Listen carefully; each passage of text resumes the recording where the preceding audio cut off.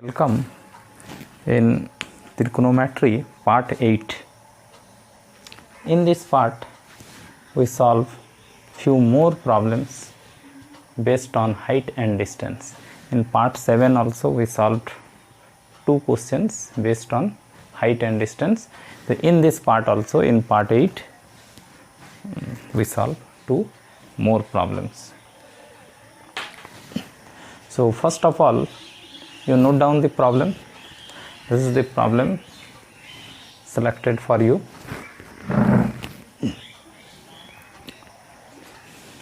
I am reading the problem. A state highway leads to the foot of a tower.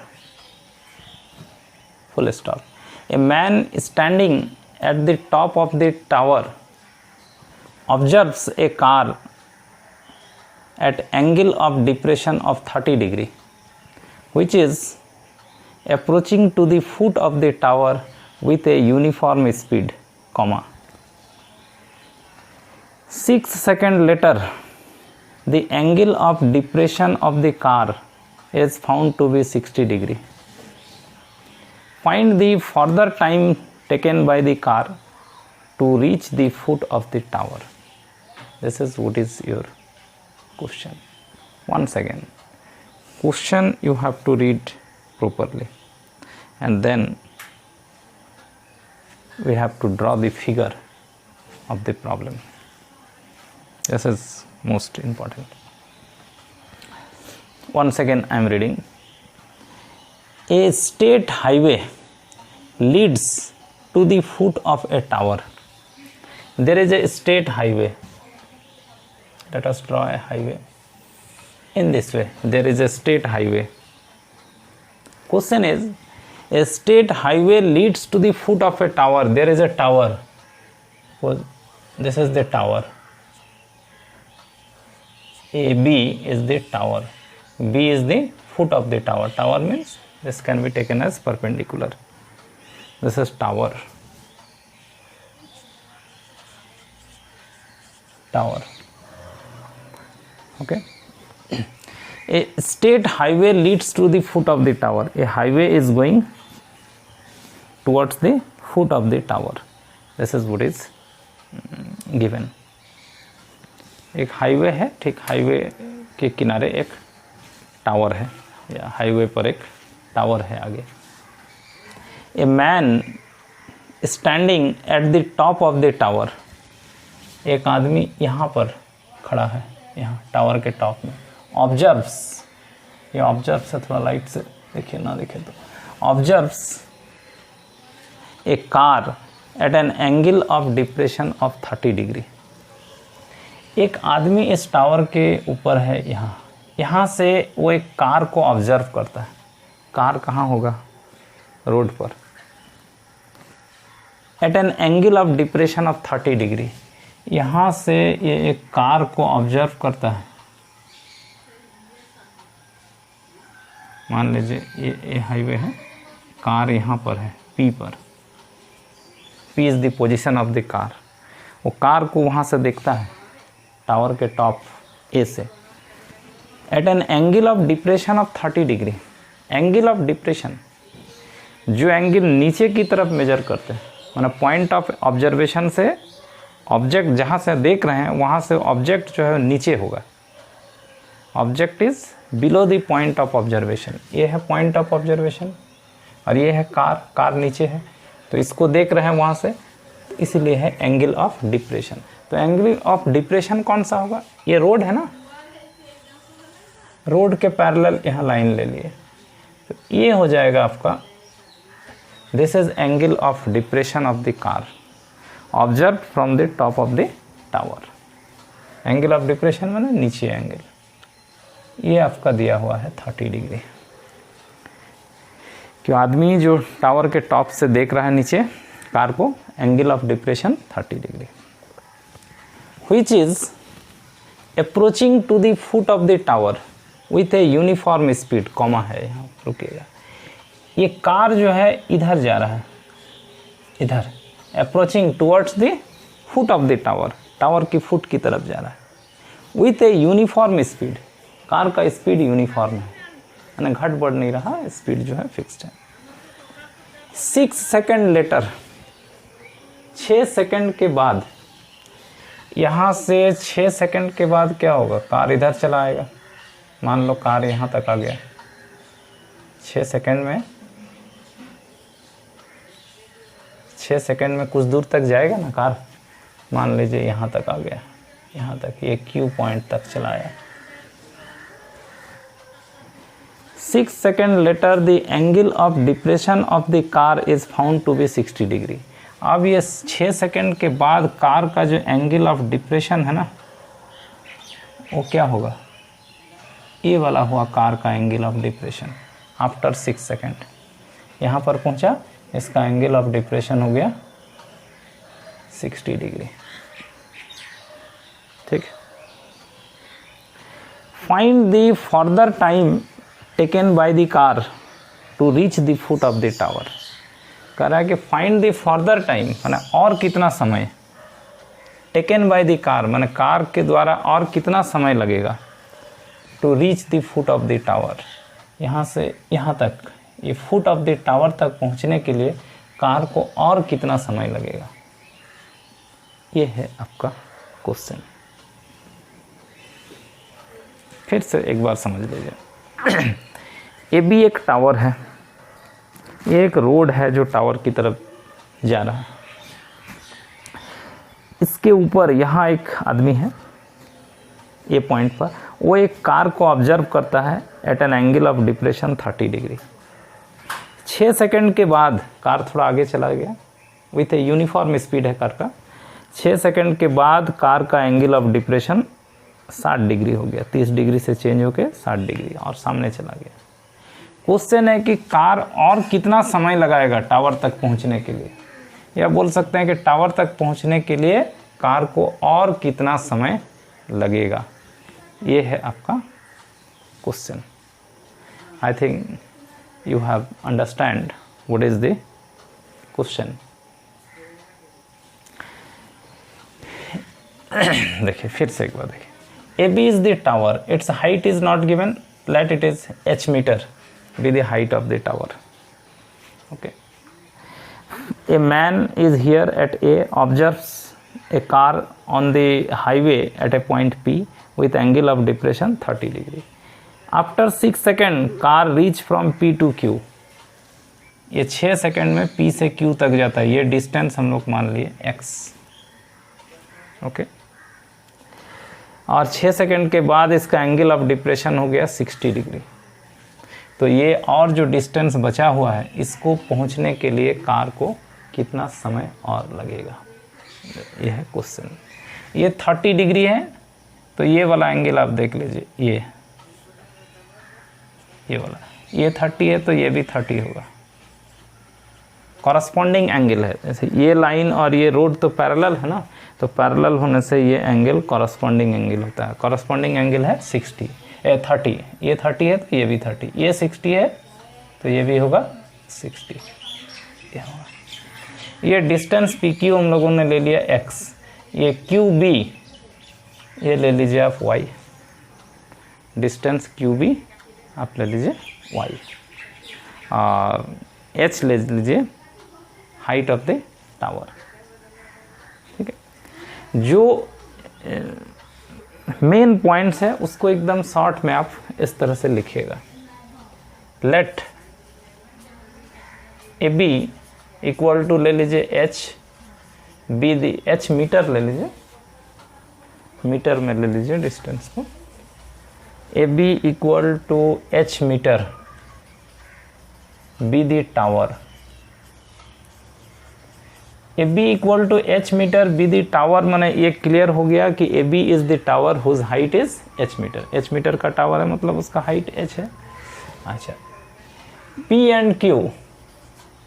And Q are the position of the car. Car का दो position है, एक position जब angle of depression 30 degree, दूसरा position जब angle of depression 60 degree. तो P and Q are the position of the car, such that इस तरह से है कि आपका ये PQ डिस्टेंस इक्वल टू लिया गया है x मीटर। ऑल्सो हम लोग मान लेते हैं कि QB equal to y metre, QB है आपका y मीटर, ठीक है। हम लोग को निकालना है कि कार को ये डिस्टेंस कवर करने के लिए कितना समय लगेगा, ये जो y डिस्टेंस है ना, इसको कवर करने के लिए कितना समय लगेगा। तो इसके लिए हम लोग कार का स्पीड निकालेंगे। स्पीड निकालने के बाद ये जो डिस्टेंस है y, उस डिस्टेंस को कवर करने के लिए कितना समय लगेगा ये निकाल लेंगे। हम लोग जानते हैं ये सिंपल कि स्पीड इक्वल टू होता है डिस्टेंस बाय टाइम। अगर आपको डिस्टेंस निकालना हो तो स्पीड इनटू टाइम हो जाएगा, और अगर आपको टाइम निकालना है, कितना समय लगेगा ये निकालना है ना, तो टाइम अगर निकालना है तो ये हो जाएगा डिस्टेंस बाय स्पीड। डिस्टेंस को स्पीड से डिवाइड करके लोग टाइम निकाल लेंगे। तो हम लोग को निकालना है कि कार को ये डिस्टेंस y डिस्टेंस कवर करने के लिए कितना समय लगेगा। तो कार का स्पीड निकाल लेंगे, फिर ये जो डिस्टेंस y है उसको डिवाइड कर देंगे कार का स्पीड से, तो निकल जाएगा कि कितना समय लगेगा कार को टावर तक पहुंचने के लिए। I think you have understand the question. Let us see. We use first this triangle. We write in triangle AQB. AQB. ये triangle जरा देखिए तो। AQB is a right angle triangle. In this triangle, this is 60-degree angle given. For this is perpendicular. This is hypotenuse. The side opposite to 90-degree is always taken as hypotenuse. And the angle opposite to the right angle, ये हमेशा hypotenuse होगा, ये height हो गया, ये base होगा। तो कौन सा त्रिकोणोमेट्रिकल रेशियो यूज करेंगे इस ट्रायंगल में? ये एंगल दिया है 60, परपेंडिकुलर है, बेस है, तो हम लोग यूज करेंगे 10 60 डिग्री। तो tan थीटा होता है परपेंडिकुलर बाय बेस, तो परपेंडिकुलर h है, बेस आपका y है, तो tan 60 हो जाएगा आपका h by y. Okay, tan 60 h by y. यहाँ से tan 60 होता है √3 equal to h by y. यहाँ से आप h और y के बीच में एक रिलेशन लिख लीजिए। यहाँ से आप लिख सकते हैं h इक्वल टू √3y, ऐसा लिख सकते हैं क्रॉस मल्टीप्लिकेशन करके। तो h और y के बीच में एक रिलेशन हुआ h इक्वल टू √3y, ठीक है। अच्छा, तो यहाँ से h इक्वल टू √3y, तो h भी निकाल सकते हैं, एंड यहाँ से अगर आपको y निकालना हो तो y इक्वल टू आप लिख सकते हैं h बाई √3, एक ही बात है। आप y को लिख सकते हैं h बाई √3 और h को लिख सकते हैं √3y। ओके, अच्छा, अब तो ऊपर रफ करते हैं ताकि ऊपर बनाए।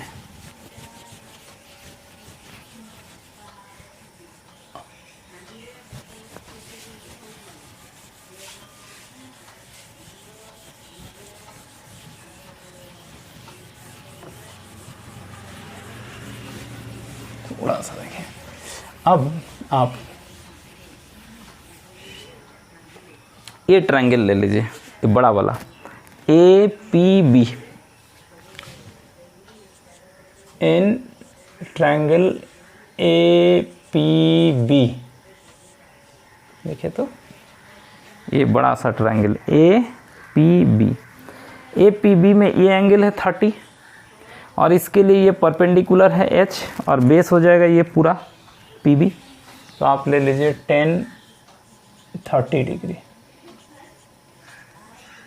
परपेंडिकुलर तो वही है h, और बेस हो जाएगा यहाँ से यहाँ तक PB, यहाँ से यहाँ तक है x, यहाँ से यहाँ तक है y, तो ये हो जाएगा x प्लस y, ये हो जाएगा आपका tan 30 डिग्री। अच्छा, tan 30 डिग्री का value 1/√3 equal to h/x + y। तो आप इसको लिख सकते हैं x + y equal to h√3 cross multiplication करके h√3।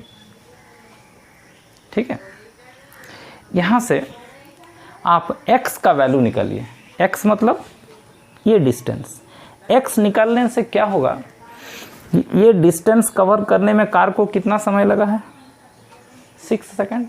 तो ये डिस्टेंस अगर निकल जाता है तो इस डिस्टेंस को 6 से डिवाइड करके हम लोग कार का स्पीड निकाल लेंगे।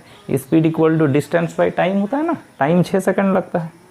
ये डिस्टेंस आप निकाल लीजिए, माने यहाँ से x का वैल्यू निकाल लीजिए। यहाँ से x का वैल्यू निकालिएगा तो h√3 माइनस y होगा। y को हम लोग लिख सकते हैं h, इसको लिख लीजिए h√3 minus y, h√3 minus y मतलब h/√3। समझे इसको? तो आपका एलसीएम होगा √3, नीचे 1 है ना, 1 और √3 का एलसीएम हो गया √3। √3 को 1 से डिवाइड करेंगे, √3 इंटू h√3, तो ये हो जाएगा 3h। √3 इंटू √3 3, और √3 को √3 से डिवाइड करेंगे 1 इंटू h, तो ये हो जाएगा 2h/√3। ये हो जाएगा आपका x का वैल्यू। x मतलब ये डिस्टेंस PQ जो कि 6 सेकंड में कवर किया जाता है। कार 6 सेकंड में P से Q तक जाता है, और PQ डिस्टेंस को हम लोग x लिए हैं, तो x इक्वल टू हो गया h/√3। h के टर्म में ही निकाले वो डिस्टेंस। देयरफॉर आप लिखेगा स्पीड ऑफ द कार का स्पीड निकालना होगा, तो speed equal to distance by time. Distance cover करता है x और टाइम लगता है 6 सेकंड का, तो x/6 will give you the speed of the car. What is x?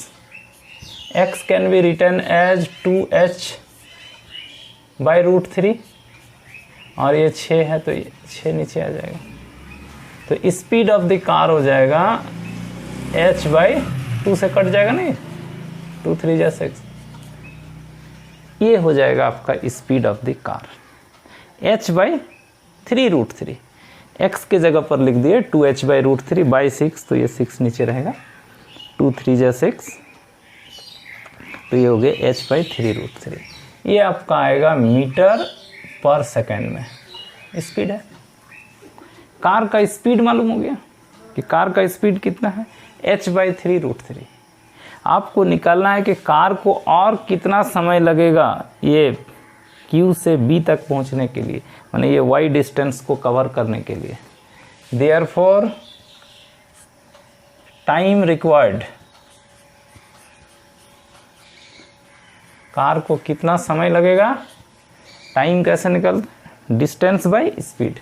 कितना डिस्टेंस कवर करना है y, और उसके लिए इस स्पीड कितना है h/3√3, ये ना speed.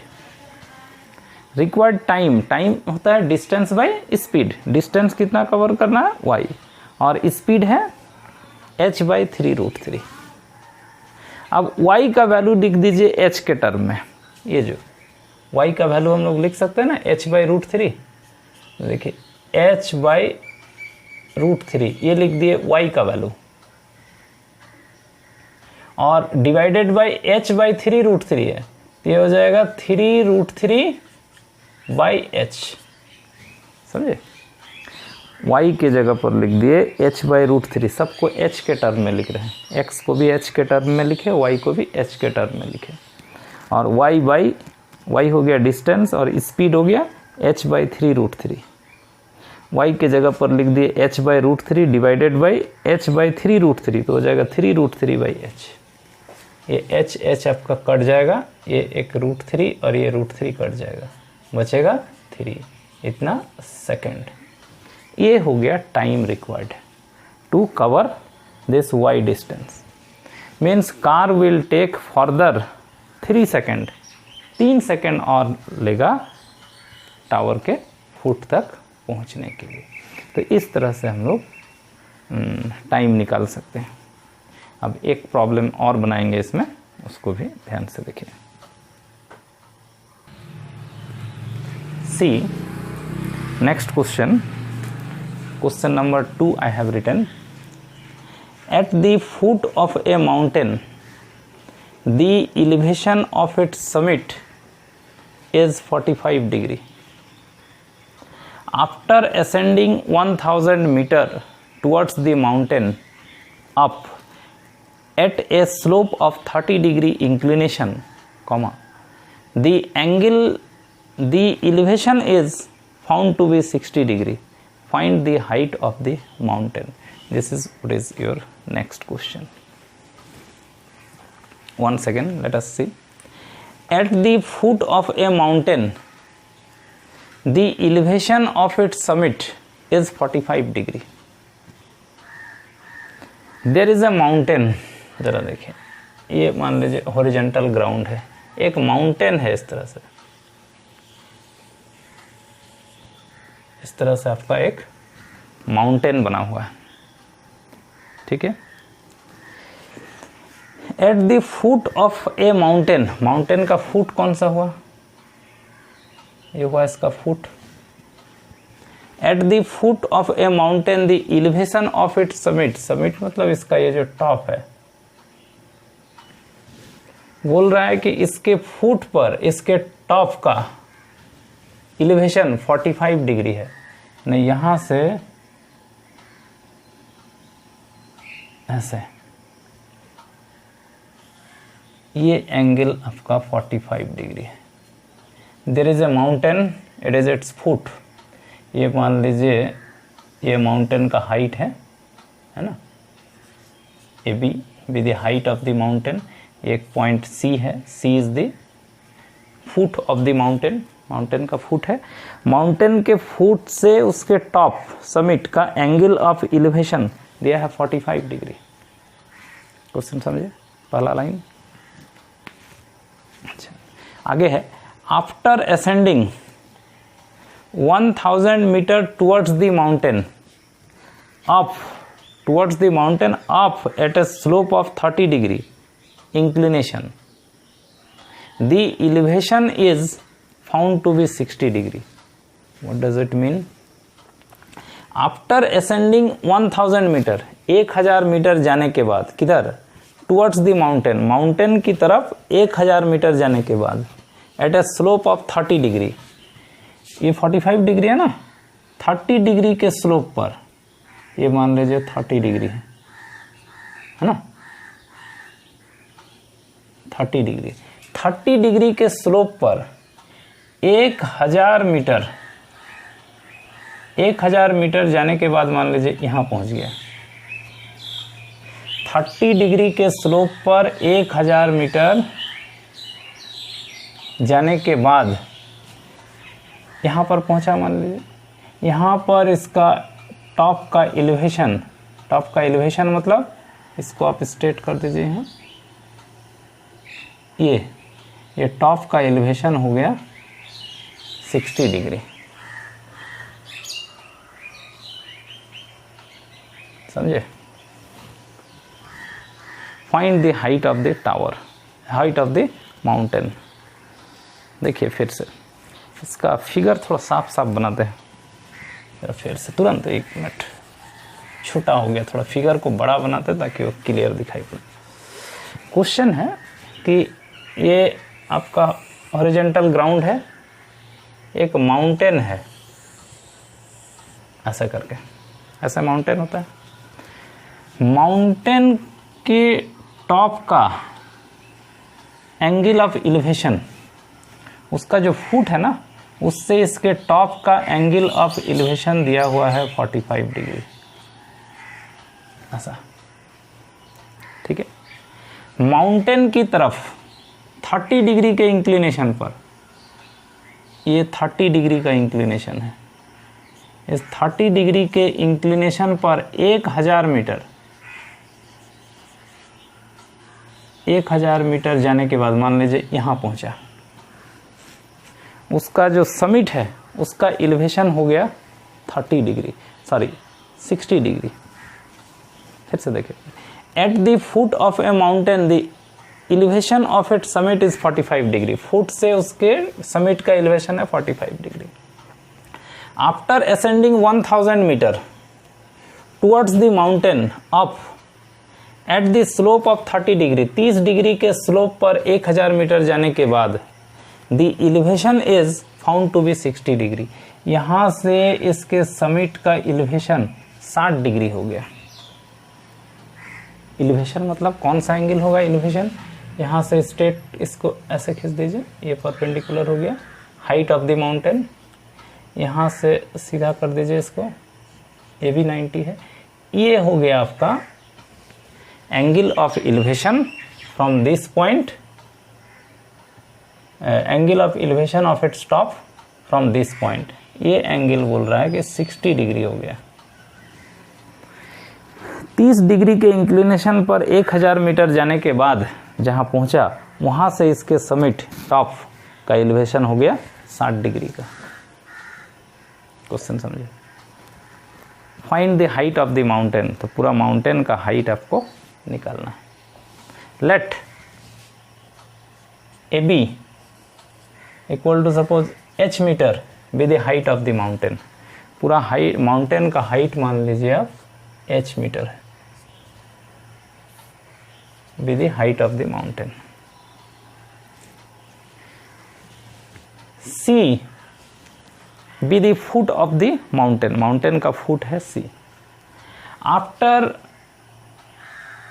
Going 1000 metre the man reach to the point d, मान लीजिए ये d पॉइंट पर पहुंचा, यहाँ पर d पॉइंट पर, और वहाँ से एंगल ऑफ एलिवेशन है 60 डिग्री, तो यहाँ से भी आप एक ऐसे परपेंडिकुलर खींच लीजिए, ये DE कर लीजिए। आपको इस पूरे माउंटेन का हाइट निकालना है। आप सिंपल लिखिएगा, let A B equal to h metre be the mountain, mountain मतलब माउंटेन का हाइट हो गया, ठीक है। c be the foot of the mountain,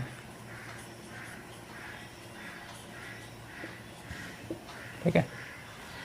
after going 1000 metre the man reach to the point D, from there angle of elevation is 60 degree. इतना लिखने की जरूरत नहीं, वो फिगर में ये क्लियर है, ठीक है। तो देखिए इसमें आप ले लीजिए इन ट्रायंगल, आप ये ट्रायंगल पहले लीजिए, ये D, ये क्या है C, ये है E, ये सब परपेंडिकुलर है, DCE, इन ट्रायंगल DCE, इस ट्रायंगल में जरा देखिए तो, इन ट्रायंगल DCE, ये एक राइट एंगल ट्रायंगल है, इसमें ये एंगल है 30 डिग्री, ये है 90, तो ये 30 डिग्री है, ये 90, तो ये हो गया हाइपोटेनस, हाइपोटेनस दिया हुआ है 1000 मीटर, तो हाइपोटेनस दिया है, ये एंगल दिया है, तो उसका हम लोग बेस भी निकाल सकते हैं, हाइट भी निकाल सकते हैं। पहले बेस निकाल लीजिए, तो बेस निकालने के लिए क्या करेंगे, एंगल में एंगल दिया है, हाइपोटेनस दिया है, बेस निकालना है, तो आप यूज़ करेंगे cos 30 डिग्री, क्योंकि cos होता है बेस बाय हाइपोटेनस, बेस हो गया CE और हाइपोटेनस 1000, तो यहाँ से हाइपोटेनस यहाँ से ये बेस CE हम लोग निकालेंगे, तो इसीलिए cos यूज़ किया, क्योंकि cos में बेस और हाइपोटेनस होता है, हाइपोटेनस दिया है, बेस निकालना है, इसलिए cos यूज़ किया। सेक भी यूज़ कर सकते हैं, cos 30 डिग्री, का वैल्यू √3/2, cos 30 डिग्री का वैल्यू होता है √3/2 इक्वल टू CE/1000। तो यहां से आप CE निकाल लीजिए। CE ये आपका हो जाएगा, इसको आप ऐसे काट भी सकते हैं ना, ये 500 हो जाएगा कट के, तो 500√3 मीटर, ये आपका CB निकला। ठीक, आप ये निकाल लीजिए DE। DE कैसे निकालेंगे आप? ये एंगल दिया हुआ है, हाइपोटेनस दिया हुआ है, DE निकालना है, मतलब परपेंडिकुलर निकालना है। तो परपेंडिकुलर निकालने के लिए आप साइन ले लीजिए, साइन 30 डिग्री ले लीजिए। साइन 30 डिग्री होता है परपेंडिकुलर बाय हाइपोटेनस, तो ये हो जाएगा DE बाय हाइपोटेनस वही 1000। ठीक है, तो यहां से हम लोग DE निकाल लेंगे। साइन 30 का वैल्यू होता है half, equal to DE by 1000। तो ये ऐसे काट सकते हैं आप 500, तो आपका DE क्रॉस मल्टीप्लिकेशन, यहाँ 1 बचा, तो DE इंटू 1 500 इंटू 1, तो DE इक्वल टू 500 मीटर। ठीक है, ये DE निकल गया 500 मीटर, ये निकल गया आपका 500√3। ठीक है, अच्छा, ये एक मिला रिजल्ट, ये मिला एक दूसरा रिजल्ट। चलिए, अब आपको निकालना है हाइट ऑफ द माउंटेन। आप जरा ये पूरा बड़ा ट्रायंगल ले लीजिए ACB। इन ट्रायंगल ACB, देखिए तो ACB कहाँ है? ACB, ये पूरा बड़ा ट्रायंगल में ये एंगल है 45 का, और ये है परपेंडिकुलर, और ये है बेस। तो परपेंडिकुलर दिया हुआ है, आप बेस निकाल सकते हैं। तो आप लीजिए 1045, क्योंकि 10 में होता है परपेंडिकुलर बाय बेस 1045। तो इसके लिए परपेंडिकुलर है ये पूरा H, height of the mountain, और बेस क्या है? CB। ये CB आपका बेस हो गया। 1045 1 होता है, 1 इक्वल टू H/CB। तो यहाँ से आप CB निकाल लीजिए, CB इक्वल टू H हो जाएगा।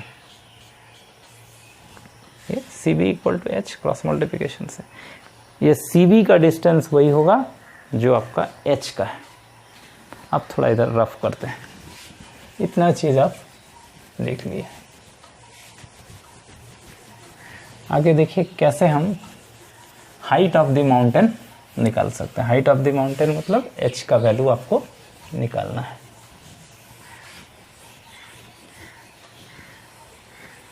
देखिए सिंपल, ज़्यादा इसमें परेशान होने की बात नहीं है। ये वाला ट्रायंगल में चूंकि ये एंगल 30 डिग्री दिया हुआ था, बेस निकाल लिए, हाइट निकाल लिए। फिर ये पूरा बड़ा ट्रायंगल में ये 45 डिग्री दिया हुआ है, तो वहाँ से हम लोग ये बेस निकाल लिए, CB H हुआ। तो CB निकालने के बाद ये वाला डिस्टेंस आप निकाल सकते हैं, ये वाला मतलब EB निकाल सकते हैं। EB कितना होगा? ये CB माइनस CE, ये CB तो निकला हुआ है ना, CB कितना निकला है? H, और उसमें से ये CE को माइनस कर दीजिए, CE भी तो निकला हुआ है ना, ये जो CE 500√3 माइनस 500√3, तो ये आपका हो जाएगा EB। और EB जितना होगा, ये वाला D इधर, ये जो पॉइंट है इसको आप M सपोज कर लीजिए, तो ये DM और CB तो बराबर ही होगा ना, ये तो DM के बराबर ही होगा। CB निकाल लिए, CB और DM दोनों बराबर होगा, तो ये CB DM हो गया H माइनस 500√3। ये पूरा H था माइनस ये डिस्टेंस हो गया आपका 500√3 CE, ये जो निकाल के रखे हैं इधर। तो इससे क्या फ़ायदा हुआ, ये निकल गया। अब ये निकाल लीजिए, तो AM जरा निकाल लीजिए, AM ये वाला पार्ट, ये वाला डिस्टेंस AM कितना होगा, ये पूरा है H है ना, माइनस उसमें से अगर ये वाला माइनस कर दें, ये वाला पार्ट, ये वही होगा जो ये है, DE जितना है MB भी उतना ही होगा। ये DE तो हम लोग निकाल के रखे हैं, इसीलिए निकाले थे इसको। DE है 500 मीटर, तो ये जब 500 मीटर है ये, तो ये भी होगा 500 मीटर, तो ये पार्ट कितना होगा, H माइनस 500, इतना मीटर। ये हो जाएगा आपका AM हो जाएगा H माइनस 500 मीटर। समझ गए बात? ऐसा क्यों किया, DM निकल गया, H माइनस 500√3 मीटर इस ट्रायंगल का बेस हो गया। ये AM निकाल लिया, इस ट्रायंगल के लिए हाइट हो गया H माइनस 500। तो अब इस ट्रायंगल में हम लोग यूज़ कर सकते हैं 10 60 equal to perpendicular by base. Perpendicular का वैल्यू है H के टर्म में, बेस का वैल्यू भी है H के टर्म में, तो वहाँ से H का वैल्यू निकाल लेंगे हम लोग, वो होगा आपका माउंटेन का height. Now in triangle ADM, figure में देखिए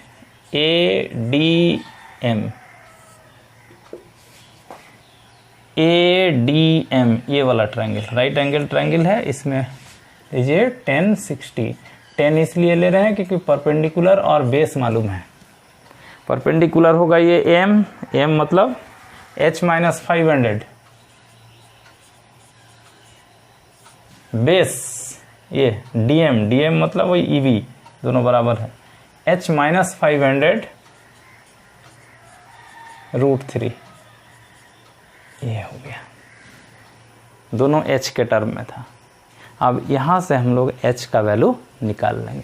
10 60 डिग्री का वैल्यू होता है √3, ये सब आपको याद रखना है, equal to H minus 500 by H minus 500√3। अब देखिए यहाँ सिर्फ H बचा हुआ है, तो इसको क्रॉस मल्टीप्लिकेशन करके H का वैल्यू हम लोग निकालेंगे। जरा देखिए, सिंप्लीफाई कीजिए इसको और H का वैल्यू निकाल लीजिए। That will gives you the height of the mountain.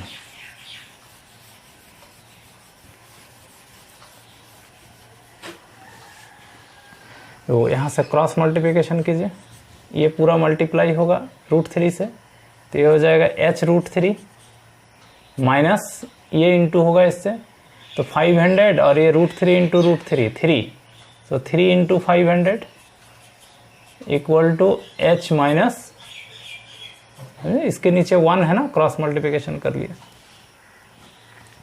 तो H को एक साइड ले आइए, H कॉमन, यहाँ है √3, ये H इधर आएगा ना, माइनस होगा, H कॉमन ले लेंगे, तो ब्रैकेट में हो जाएगा √3 माइनस 1, और ये 3 इंटू 500 ये हो जाएगा 1500, उसको उधर ले जाइए, और माइनस 500, तो ये हो जाएगा आपका 1000।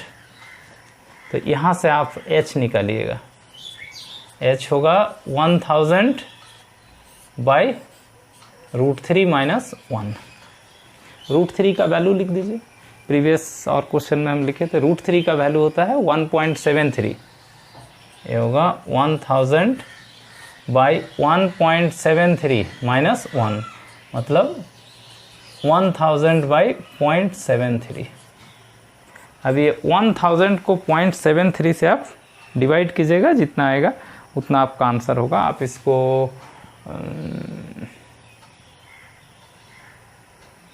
1000 देखिए इसका आंसर, ठीक है, तो ठीक है, इतना ही रहने दीजिए।